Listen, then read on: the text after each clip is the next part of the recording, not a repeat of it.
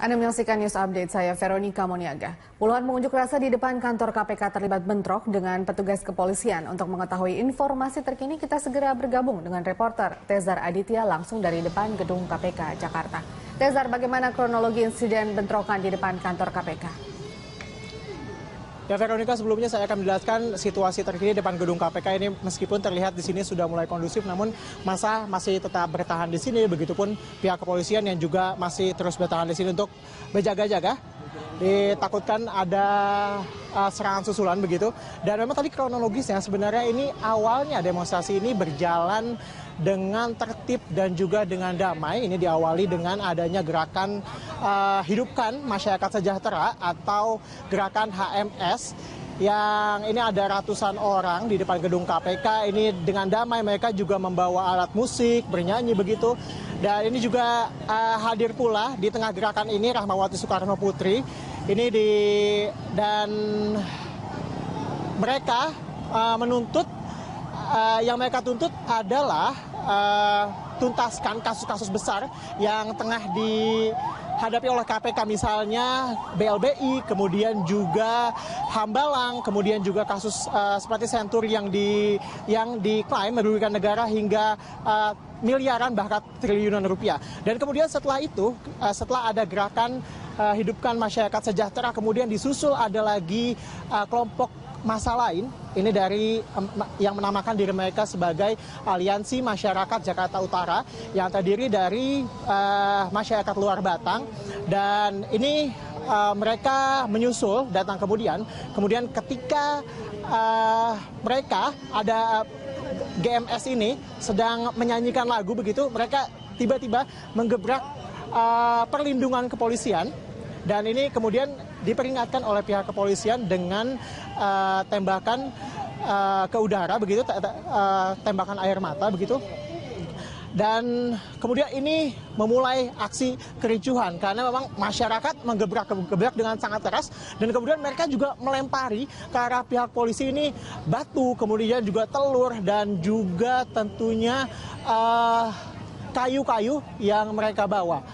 Begitu. Ini juga kita bisa lihat di sini. Ini massa masih bertahan di belakang saya. Kemudian juga di sebelah sana pihak polisian dari Polda Metro Jaya dan juga Brimob masih terus berjaga di sini. Mengingat bahwa dari kejadian ini ada 6 hingga 7 orang, kami belum dapat mengkonfirmasi ada 6 atau 7 orang ini yang diamankan oleh pihak kepolisian. Dan massa di sini masih berupaya untuk bernegosiasi dengan pihak kepolisian untuk dapat membawa pulang kawan-kawan mereka langsung, jadi tidak perlu ditahan atau tidak perlu diinapkan begitu. Mereka masih bernegosiasi dengan pihak kepolisian untuk melepaskan kawan-kawan mereka di sini. Veronica. Ya, Tezar, lantas adakah kemudian pimpinan KPK ataupun juga wakil dari Ketua KPK yang datang atau menemui mereka begitu? Ya Veronica, sebenarnya ini pimpinan KPK ini sudah menemui mereka atau perwakilan dari KPK di dalam gedung KPK. Tadi bahkan sebelum ricuh, ini dari Rahmawati Soekarno Putri juga sudah masuk ke dalam gedung KPK. Kemudian juga ketika menyusul adalah Aliansi Masyarakat Jakarta Utara. Ini kami juga belum mengetahui apakah sebenarnya sudah ada dari gerakan Aliansi Masyarakat Jakarta Utara yang sudah diterima, karena memang yang memulai keributan adalah gerakan Aliansi Masyarakat Jakarta Utara. Dan berikut kami memiliki cuplikan dari gambar bentrokan yang terjadi beberapa waktu sebelum ini.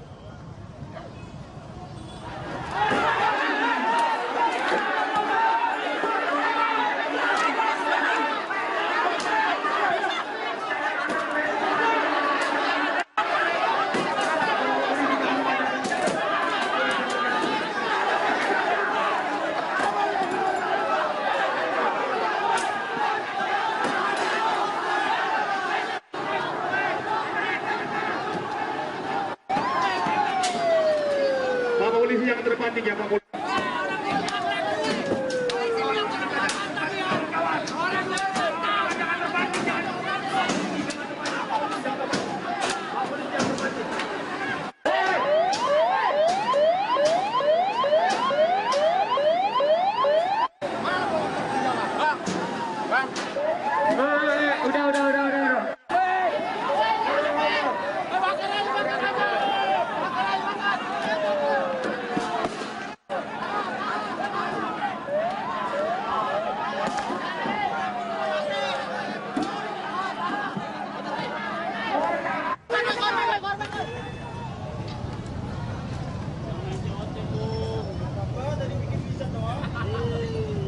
Ya.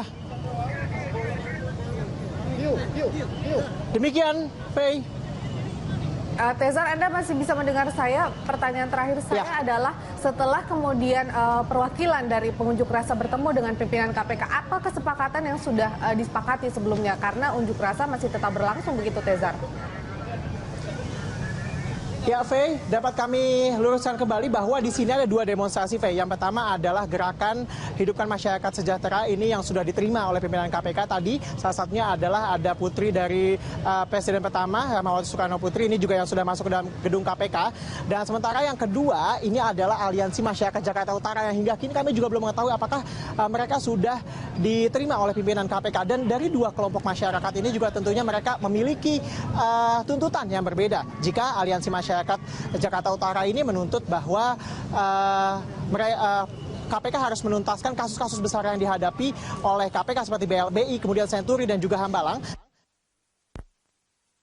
Mereka memiliki tuntutan yang berbeda. Ini adalah mereka menuntut agar penggusuran di beberapa wilayah pemukiman warga Kampung Pulo, Kalijodo, dan Pasar Ikan ini tidak dilanjutkan dan juga ini dapat mementingkan kemanusiaan dan juga rasa keadilan. Dan mereka juga menuntut bahwa Gubernur DKI Jakarta ini harus diusut dalam kasus lahan sumber waras, kemudian juga dalam kasus proyek reklamasi Teluk Jakarta. Sementara ini memang dapat kami ceritakan bahwa di sini ini mereka masih bernegosiasi dengan pihak kepolisian terkait dengan kawan-kawan mereka yang saat ini sedang diamankan untuk dimintai keterangan. Ada 6 hingga 7 orang dari pihak Aliansi Masyarakat Jakarta Utara yang tadi diketahui ini diawali dengan menyerang pihak kepolisian dengan melemparkan telur dan juga melemparkan kayu-kayu yang mereka bawa saat berdemonstrasi.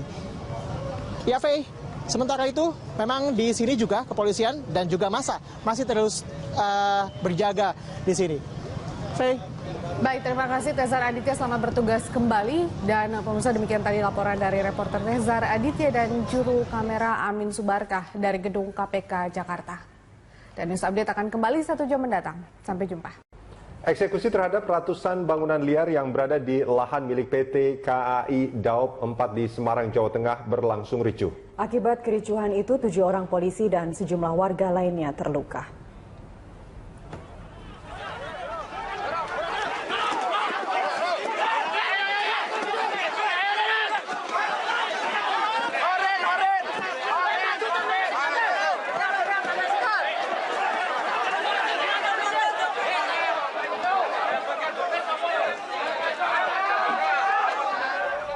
Bentrokan antara polisi dengan warga ini tidak terhindarkan saat warga menolak untuk digusur.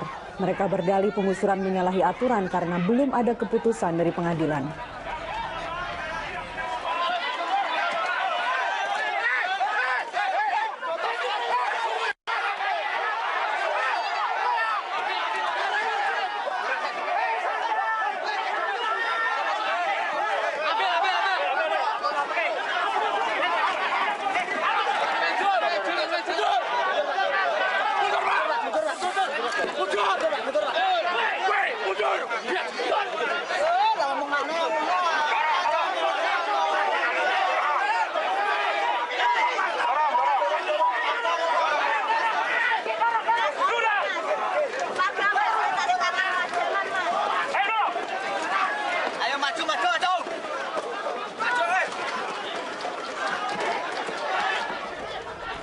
Kericuhan mereda saat Wali Kota Semarang, Hendrar Prihadi, datang ke lokasi. Akhirnya warga menyepakati 17 rumah yang belum dieksekusi akan dibongkar sendiri.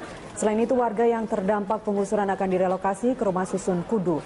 Berdasar data PT KAI, setidaknya ada 130 bidang lahan di Kebonharjo yang dieksekusi.